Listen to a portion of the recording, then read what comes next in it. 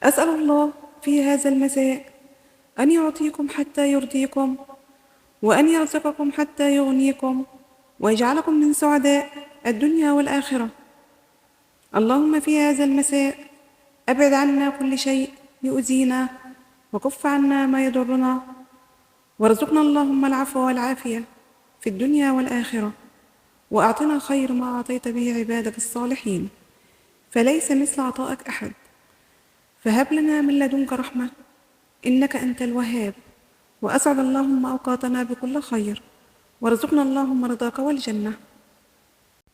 أمسينا على فطرة الإسلام، وعلى كلمة الإخلاص، وعلى دين نبينا محمد صلى الله عليه وسلم، وعلى ملة أبينا إبراهيم حنيفا مسلما وما كان من المشركين. اللهم آمين يا رب العالمين. وصلى الله وسلم على سيدنا محمد وعلى آله وصحبه وسلم. مساء الخير.